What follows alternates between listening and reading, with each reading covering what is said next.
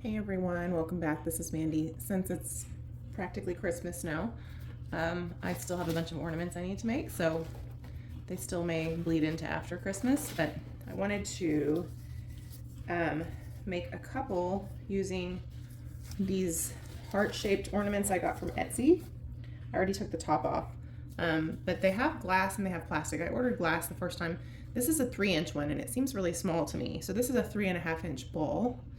So this is a 3-inch ornament. So the 1/2 inch makes a big difference, but it's a nice size. So I only bought 10 thinking I would use them as some Christmas gifts, which now I'm probably not gonna have time to do that. So I'll probably just throw them up in my Etsy shop as I finish them. But now that I have a handle on how to do these with plastic, I think I will order some plastic ones from the seller in the future because they have the heart shapes.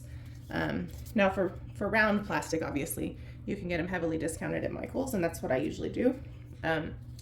But for, you know, the shapes and stuff, now these are, I mean, they're glass and they're not super thick, so we're gonna have to be really careful how we address them, but I figured I would do them on camera to share with you, and then it helps me remember the colors too, so I don't know what colors we're gonna do yet. So in case you haven't seen my previous videos, I have a playlist for ornaments because I started doing a bunch last year and I really love them and I'm probably gonna do them every year, so it's kind of a video diary for me. And I know when I first started making them, I watched a bunch of people do them. So what we're going to do is we're going to coat the inside with polyacrylic. You can really use any kind of clear varnish. I know Britta said that she's done it with Sonja and had great results. So this is way too much polyacrylic, by the way. But basically all we're doing is coating it, and we're going to let the excess drain out. And you really do need to let it drain because if you have too much liquid in there, it's definitely going to impact your design. So just because of the weird shape, I added a little bit in there so we could get the heart fully covered. So anyway, we're gonna let it drain, and then I'm probably gonna go ahead and coat another. Oh, these don't drain as easily as the little balls do. Okay, don't fall, little guy. Oh, that's annoying. I don't want to babysit it. So normally I just set it in a cup and I let it drain, but because of the shape, it doesn't want to. So that's annoying. And then that allows me to reuse what comes out of the ornaments. So that's going to make this heart shape less appealing because I'm going to have to babysit it. Nobody has time for that. Let me see if it'll sit straight up on my puppy pad. Looks like it will. So we'll lose a little varnish that way. But we'll also do one of these bigger ones. So these big ones I got from Michael's last year. I haven't even restocked this year. I still have some glass sets to do. But if these are like dirt cheap, the plastic ones at the end of the year, I may get some plastic sets and then just plan to do them for next year. I still have some. I have like this size. So this size I've been doing as individual ornaments. Just sometimes I just want to play with color and I don't want to do 4 of the same thing. But obviously things sometimes sell better as a set. So maybe I'm shooting myself in the foot. But if nothing else, the plastic ones I can put on our tree. So yeah. So anyway, I hope everybody is ready for the holidays. I am sort of ready. So this is annoying because this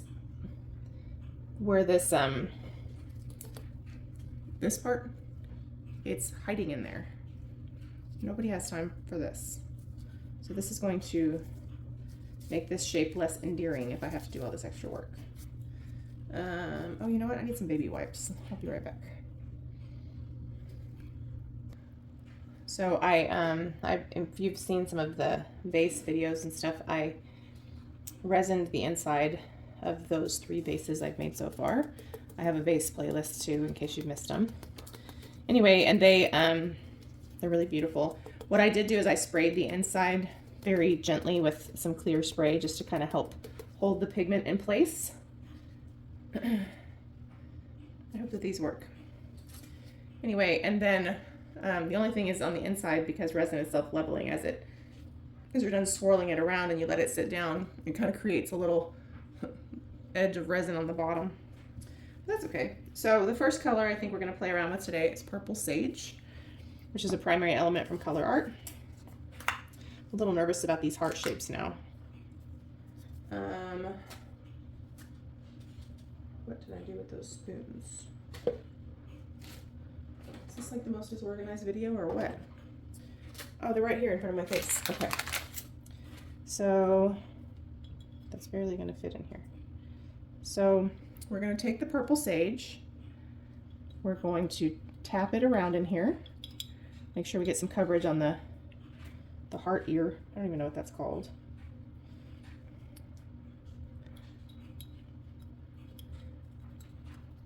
If I ever get my life together next year and I do some like pop-up markets or vendor sales, these would be great. Because you have the sets and you have the individual ones. Okay, what happened to all of that pigment? So we still have, they're nice quality, but they are kind of thin. So I'm trying to be very careful how I pat them down. But very nice color, huh? Okay, let's probably get a little bit more toward the top. This is a gorgeous purple, by the way.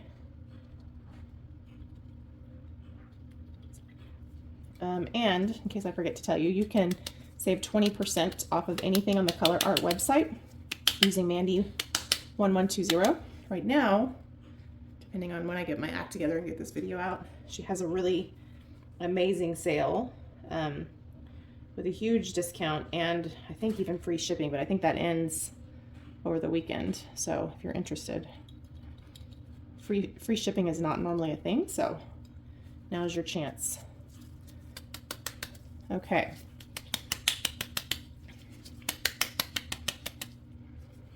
So we are getting some runnage. Whoa, I'm zooming you in a lot.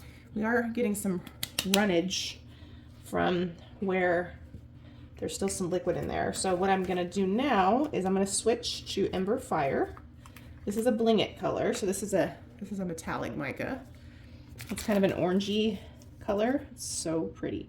And it's really pretty with like deep rich colors like this one. And you see, I hope you guys can see, I'm like contorting myself to get to the camera on a stool here.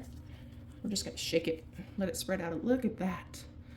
Now the metallics spread out a little bit easier and they cling really nicely even if you don't have a lot of liquid. So that's kind of a cool perk.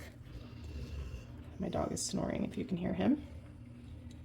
And we're gonna tap it in there some more and shake it.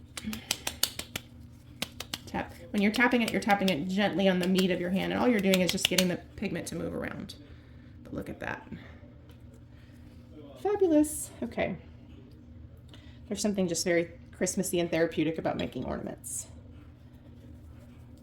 Now I was trying to figure out which interference color I want to use, and I got interference red out, and now I'm having second thoughts. I've been using a lot of interference gold. I could do interference violet. On second thought, red might be perfect, but we've got a lot of nakedness back here. So now I need to tap back here. I think we've definitely got plenty of the purple. We want to fill in some of the nakedness, you know? Still pretty naked right here, but an interference color would handle that nicely. So, I wish you guys could tell me red or violet. And we've got a nice warm purple, so I think either of them would work. Look how pretty, look at that part. Oh, I think I'm maybe making you guys motion sick. Okay. I'm not using Colourarte interference, I'm using Woody's Goodies because I'm saving my Colourarte for painting. Let's go with, I don't know. Let's go with interference violet. So we're going to put a generous amount on this scooper because I need some coverage. Now, interference colors, depending on how they're cut, are very fine. So that's the violet. It's gonna absorb some of that color.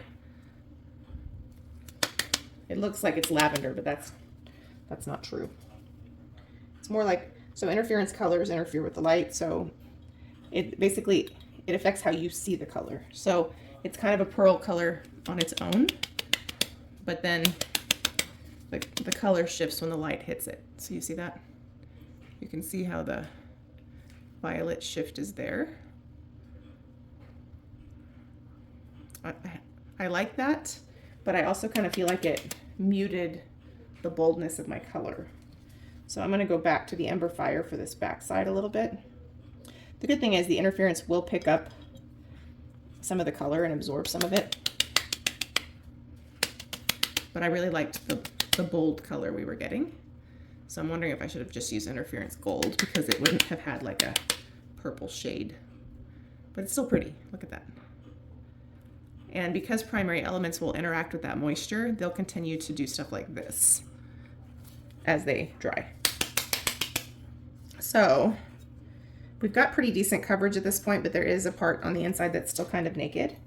So I'm going to add a little bit more of the Ember Fire. I'm going to shake it because I kind of need it on both sides. But the fun part about these is once they're done and they're dry, they're done. You just put the thing back in and that's it. You don't have to seal them. You don't have to do anything. Because if you do fluid art, you know, the art is the fun part. The finishing things, that's annoying. So there is still some parts that are kind of naked on the inside. This part looks cool. I don't know how well you can see that, but it's like the Ember Fire's coming in from behind the interference, so it's giving us a nice tint. Let me just put a little bit more dab of interference in there for insurance, and then we'll let this one dry. So these little hearts are nice, but I don't like that they're not quite as easy to work with. Because, well, for one, we've got the fluid draining problem. And then for two, but this is really pretty. I think this side is my favorite.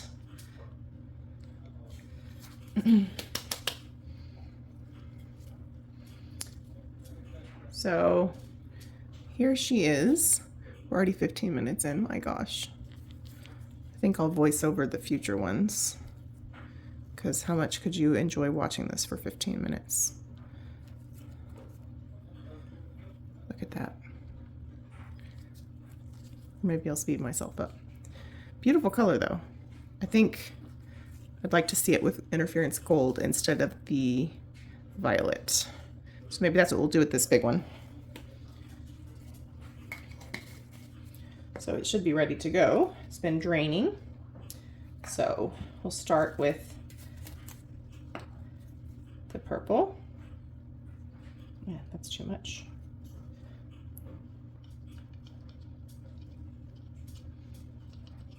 It's much easier to work with these because they're so big. So it's easier to get in there.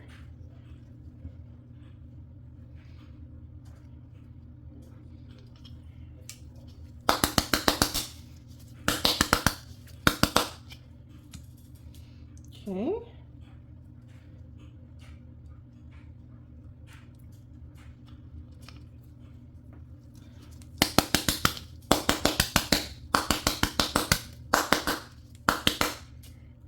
We could also skip the interference and do Ember Fire and Indian Spice options, you know?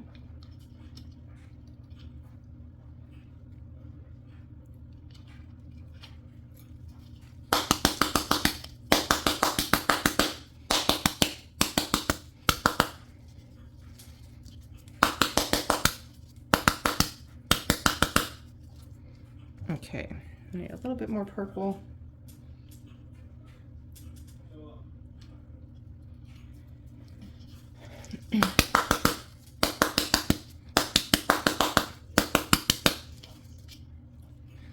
Okay, so then we'll put the lid over that to avoid casualties.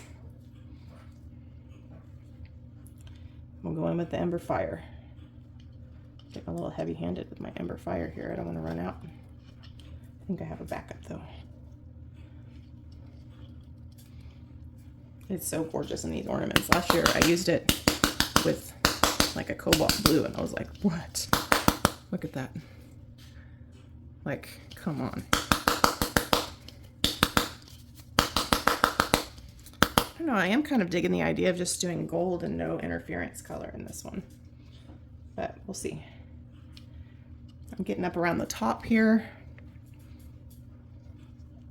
I better have more of this or I'm going to be really sad.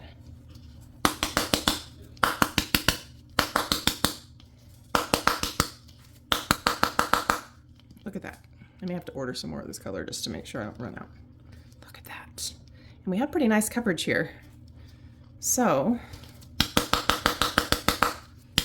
the question at this point is, do we do an interference color or do we do Indian Spice? I think interference gold is probably fine.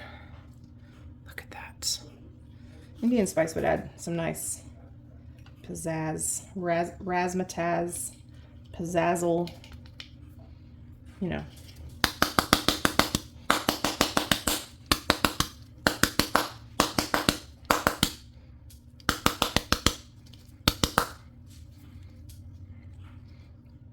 Got a little heavy-handed with the purple right there. Look at this. Okay, so all we're gonna do is just fill in the missing space with interference gold. If I can find it. So you can see how much easier these are. I'm not knocking the Etsy ones, but these were cheaper and they're easier. Now, you know, they're not heart-shaped, so there's that, but I don't know that I'm that committed to the heart shape. So this is the gold. You see how it's not taking on as much of its own color? And it's filling in our naked spots, but more like a white. It's working okay for me. Because I don't know that I want to put the Indian Spice in there because I want the Ember Fire to continue to kind of be the star.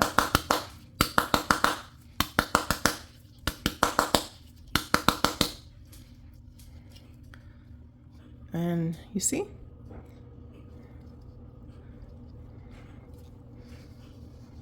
We have some naked spots here we need to clean up.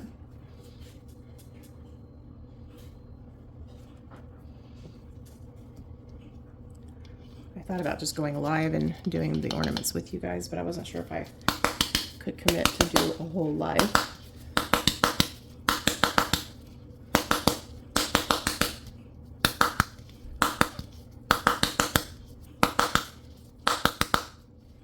We're even getting some blending of that color. It's very nice. So yeah, so this is kind of a long video, 21 minutes already. I could do these colors in a vase.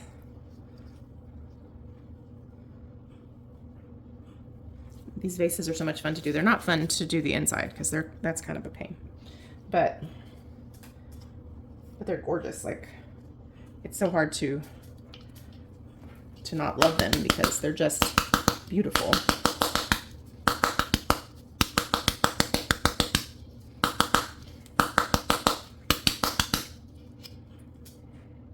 So this seems like it's got some nakedness right here, but I don't think it's that noticeable. So yeah, what do you guys think? Do you like this combo? What do you think of the Ember Fire? I love how 3D this part looks. All these little, and this is what I love about Primary Elements. It continues to interact with that varnish and continues to kind of massage itself into the other colors. So cool. So you have to let me know what you think. Thanks for watching. And I have a, what I hope you will agree is a Fa La La La Fabulous Bloom video that should be coming out on Christmas Eve because I just think it's very Christmassy. And so hopefully you enjoy that. And I hope that you guys have a wonderful Merry Christmas. Look at this part right here. And Happy New Year. And I hope you're not tired of ornaments even if Christmas passes because I have a bunch of them I need to decorate. This is my favorite part. Okay, I'll talk to you soon. Don't forget about the discount codes in the description box. Okay, bye.